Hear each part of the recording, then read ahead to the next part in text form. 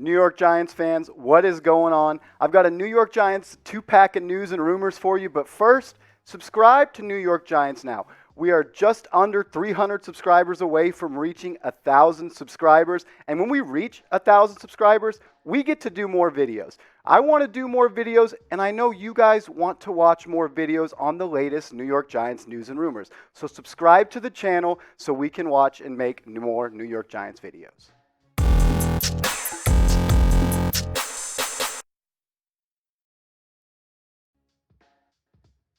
New York Giants fans, what is going on? We're back to talk about a little bit of New York Giants football, and today the subject is Melvin Ingram and his free agency. The Giants have been linked to Melvin Ingram by Fansided. They wrote an article earlier this week and linked the Giants as a possible free agency destination.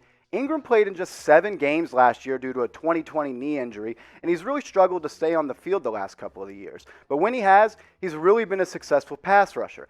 And one thing about the New York Giants in the past seasons and successful seasons of the New York Giants, they've had unlimited pass rushers. You can never have enough pass rushers. The goal of football is to get after the quarterback and put pressure on opposing offenses by getting to the quarterback. If we go and look at Melvin Ingram's last 4 seasons with the Chargers, when on the field, he's been productive. In 2017, 56 tackles, 19 tackles for loss, 10.5 sacks, 25 QB hits. In 2018, 43 tackles, 12 tackles for loss, 7 more sacks, and 16 more QB hits. And then the injury bug started to bite Ingram. He played in just 13 games in 2019. He still was productive, though, and he totaled 7 sacks.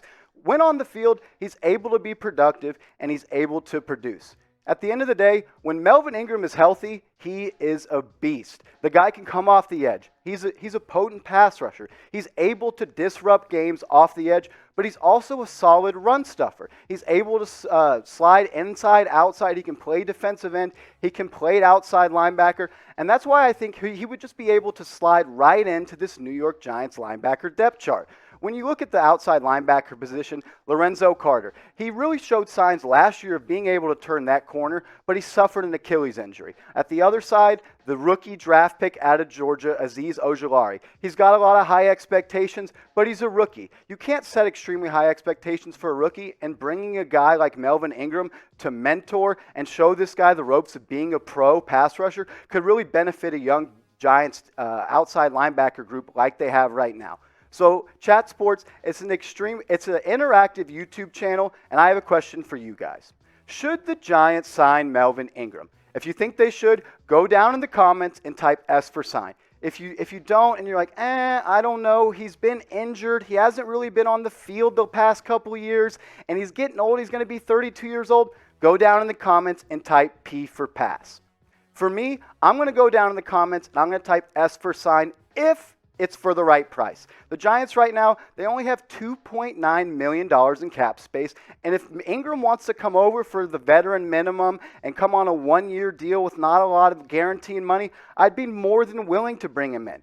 You can never have enough pass rushers, and Ingram, when he's healthy, he's shown that he's able to be a productive pass rusher. And I just think a guy like him, with his veteran experience, his time in the league, he's learned a lot. Joey Bosa has voiced off already about how he misses playing alongside of him with the Chargers. I just think this is a guy that he can come over to the Giants and really, really be a big brother for a lot of these outside linebackers on the Giants depth chart.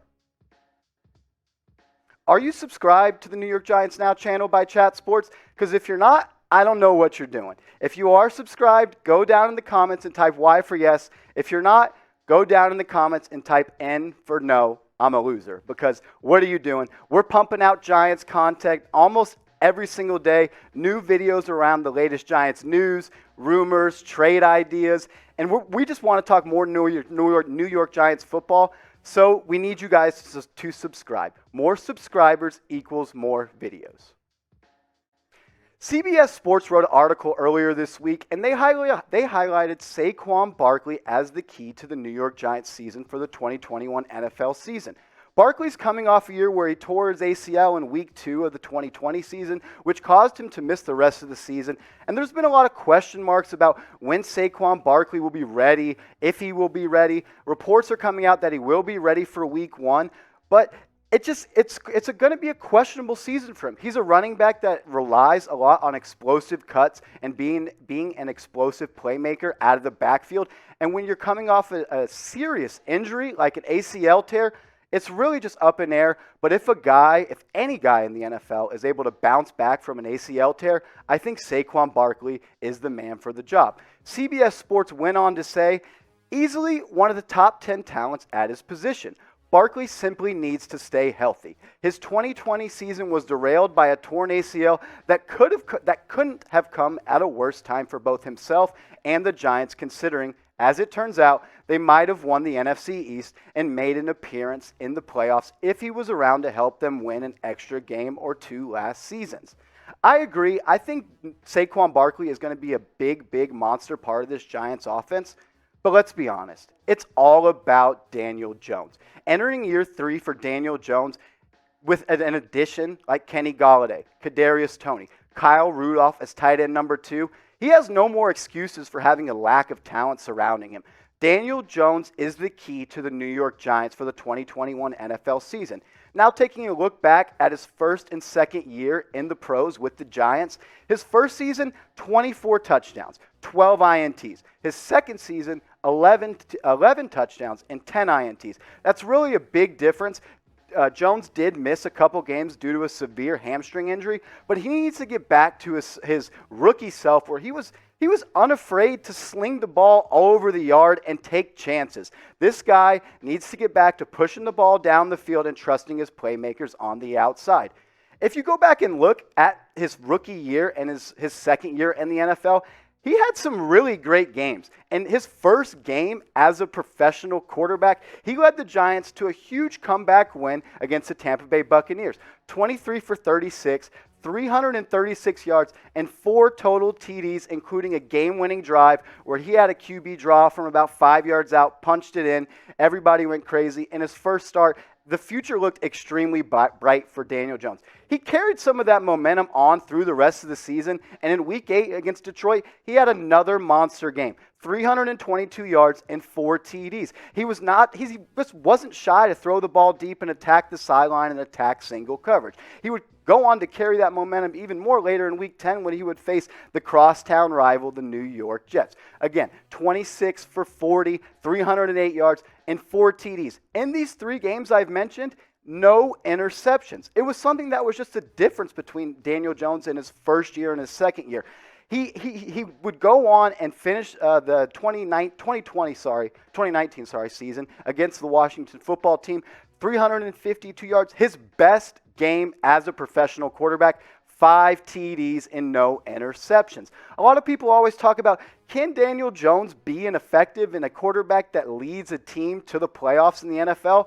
And my answer is yes, just because of a game like this. To be able to throw for 350 yards and 5 TDs as a rookie is extremely impressive. He struggled in his second year as a pro, and it took him a while to to gain traction. But by the end of the season, in Week 17 against the Dallas Cowboys, in a must-win game where if the Giants won and they had the cards fall a little bit in their luck where they had some people lose, the Giants would have made the playoffs. And just for him in that game, in a must-win situation, post 106.9 QB rating and toss 2 TDs, I just don't understand the hate for Daniel Jones. He is going to be the key to this Giants offense, and I understand what CBS Sports is saying, and Barkley coming back from an injury like this needs to be the bell cow and the workhorse that he was supposed to be with the second overall pick. But this is Daniel Jones's team. Everyone knows you're as good as your quarterback. So I have a question for you guys. If you think Saquon Barkley is the key to the 2021 New York Giants season, go down in the comments and type 26. If you're like me and you think it's Daniel Jones, go down in the comments and type 8. Because I'm going down in the comments and I'm typing 8 because I am all in on Daniel Jones. And this is his last chance as the New York Giants starting quarterback. We have guys like now Kenny Golladay to his outside, Kadarius Toney, Melvin Ingram, Sterling Shepard. There's a plentiful amount of weapons, and the time is now for Daniel Jones to show that he can be the starting quarterback for the New York Giants.